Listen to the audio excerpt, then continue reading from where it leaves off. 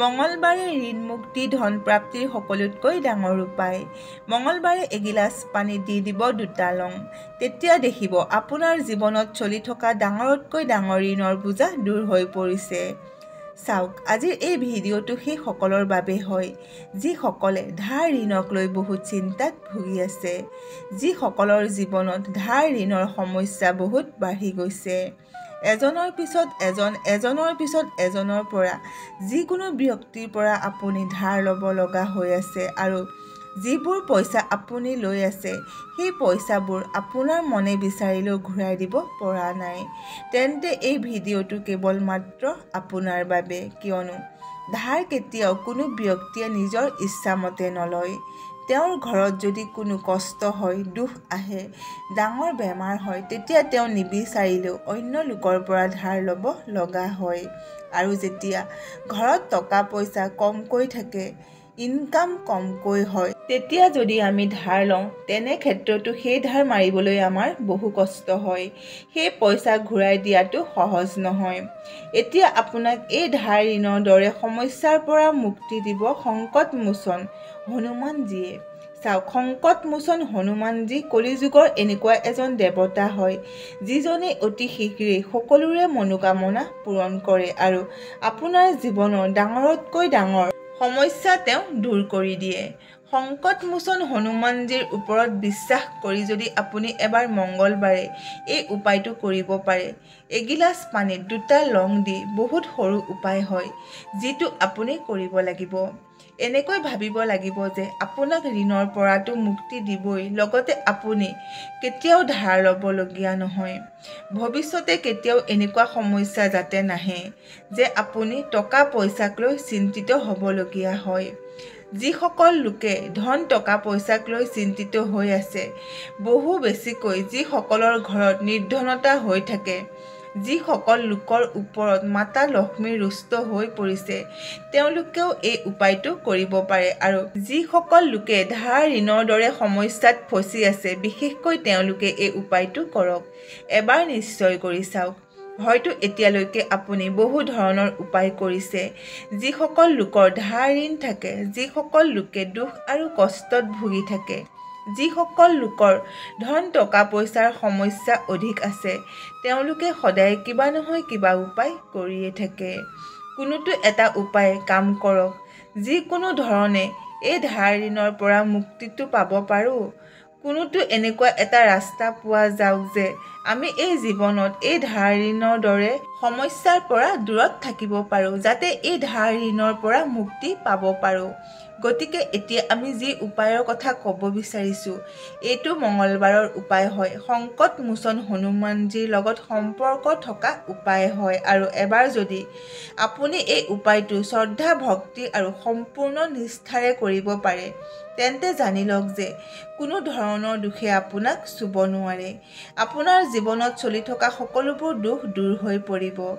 সংকট মোচন হনুমানজীয়ে যিদৰে ভগৱান শ্ৰীৰামৰ সংকটক দূৰ কৰিছিল, ঠিক সেইদৰে আপোনাৰ জীৱনৰ সংকটক, কষ্টক, ধাৰ ঋণৰ দৰে সমস্যাক দূৰ কৰিবলৈ স্বয়ং সংকট মোচন হনুমানজী আহে। আৰু যদি আপুনি এই উপায়টো কৰিব পাৰে মঙ্গলবাৰৰ দিনটোত, তেন্তে জানো আহক কি সেই উপায় আৰু কিদৰে এই উপায়টো কৰিব লাগে। কিন্তু তাৰ আগতে আপোনালোক সকলোকে এটা সৰু অনুৰোধ কৰিছোঁ যে যদি আপোনালোকে আমাৰ এই চেনেলটোলৈ নতুনকৈ আহিছে, তেন্তে আমাৰ এই ভিডিঅ'টো লাইক কৰি আন 10জনে উপকৃত হ'ব পৰাকৈ ভিডিঅ'টো শ্বেয়াৰ কৰি দিয়ক। আৰু লগতে যদি আপুনি সংকট মোচন হনুমানজীৰ প্ৰিয় ভক্ত হয়, তেন্তে কমেণ্ট বক্সত জয় শ্ৰীৰাম বুলি লিখি দিবলৈ পাহৰি নাযাব, কিয়নো ভগৱান ৰামৰ নাম লোৱাৰ লগে লগেই সংকট মোচন হনুমানজী দৌৰি ভক্তৰ ওচৰলৈ আহে, ভক্তৰ জীৱনৰ কষ্টবোৰ দূৰ কৰাৰ কাৰণে।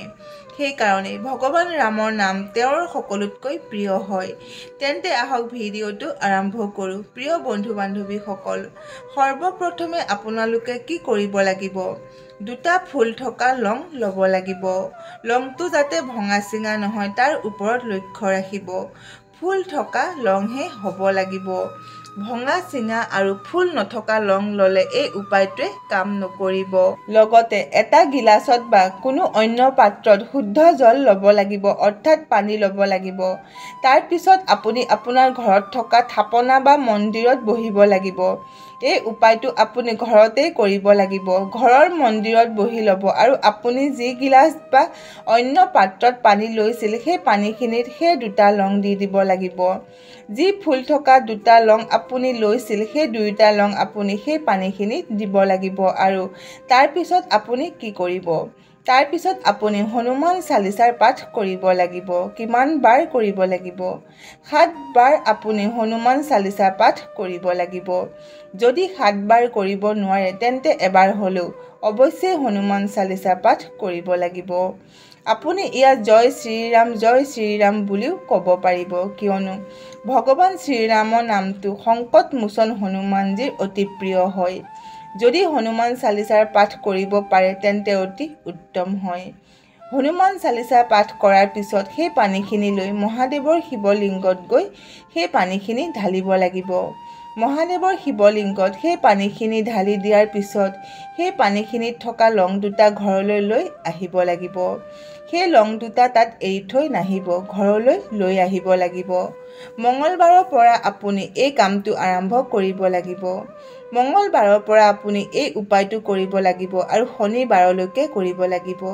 গতিকে এটা মঙলবাৰৰ পৰা আৰম্ভ কৰি শনিবাৰলৈকে আপুনি এই উপায়টো কৰিব লাগিব।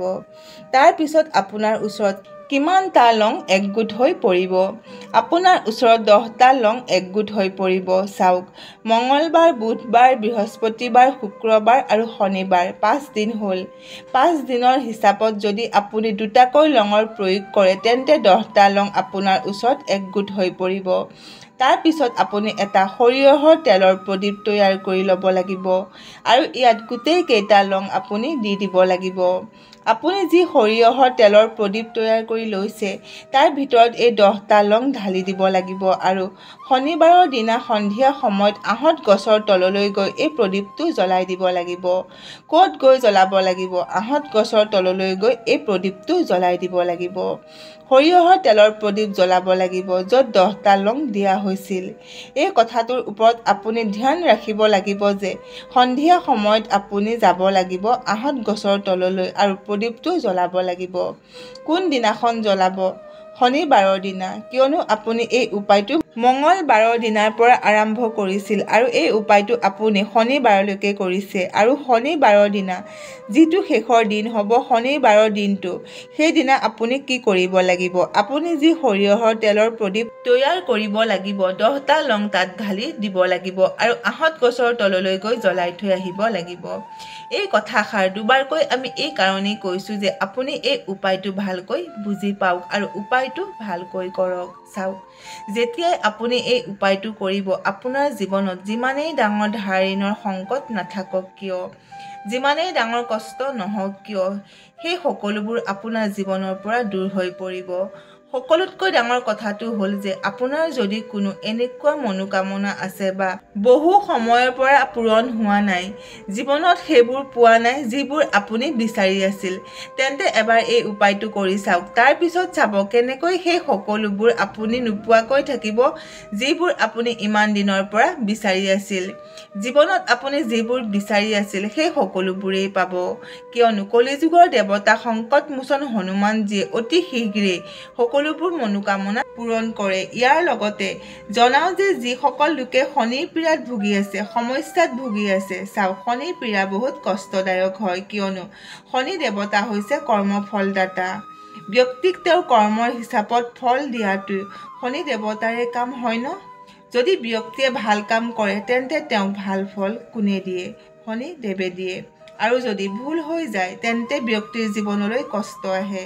সেইকাৰণে শনিৰ দশা যিকোনো ব্যক্তিৰ ওপৰত পৰে। গতিকে চাওক, যদি আপোনাৰ কুণ্ডলীত শনিৰ পীড়া চলি আছে, শনিৰ দশা চলি আছে, তেন্তে তেতিয়াও আপুনি এই উপায়টো কৰিব পাৰিব। কাৰণ যেতিয়াই আপুনি সংকট মোচন হনুমানজীৰ পূজা কৰিব বা তেওঁৰ লগত সম্পৰ্ক থকা উপায় কৰে, বিশেষকৈ শনিবাৰৰ দিনা, তেন্তে কেতিয়াও শনিদেৱে আপোনাক কষ্ট নিদিয়ে।